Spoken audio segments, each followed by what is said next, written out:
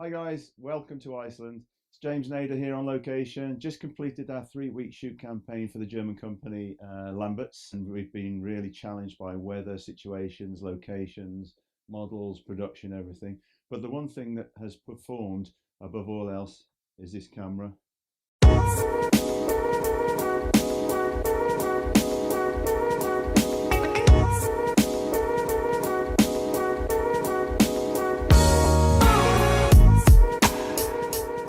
Fuji GFX50S. Now this is not an advert for Fuji.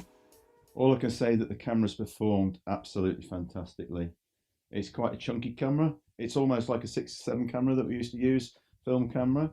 It's worked well in low lighting conditions. I've pushed the ISO up past 1000 to 1600 and the grain is not there. What I really noticed was the richness of color, and also the dynamic range that was evident in the highlights, even under flash lighting or just into shooting into the sunlight on some of the shots.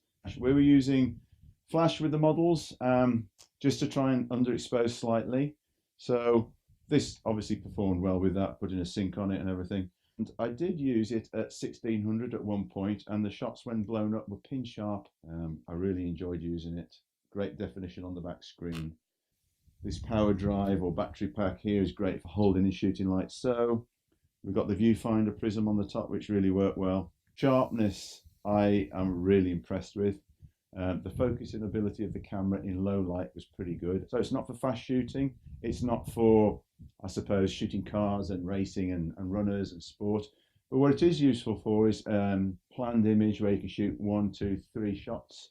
It does get a little bit slower in lower light in terms of the focusing ability, but if you're shooting fashion, you don't necessarily need to be shooting it on multiple frames. You know, like the Nikon, you got 7 to 9 frames a second. You don't need that. You just need to be more focused and more deliberate. The lens range that they gave us was a complete set, 32 to 64, a 64, a 110, and one other lens, I couldn't remember that. Also, a viewfinder that pivots around up and down. We didn't actually use that, we didn't need to.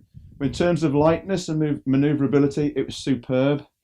I would definitely want one of these for myself. The quickness of display, superb. Quality of the back display, superb. The quality of color rendition from here to the computer, slightly different, but you can set it. But for me, it was okay. We've just previewed all the shots with the client and sent them back to Germany. I'd definitely say it's a piece of kit. Hasselblad, just not as reliable as I thought it would be when I was using it. This, so far, has performed brilliantly. The shots are great. The lenses are pin sharp, accurate. There's no fading on the edges. There's no softness on the edges. Most of the shots were shot around f8 to f11 all through the day. Keep it around there, so I'll get a little bit of softness in the background, you know, in the distance. At the end of the day, this lens, the 32-64 that we're using here, is used deliberately because obviously come to a location, we don't necessarily want to use a close-up lens because we want to see the location. That's what it's all about. I would definitely go out and get a full kit of this. I definitely recommend this. It's the Fuji GFX50S and 3 lenses kit. If you've got the money, get yourself one of these. See you later.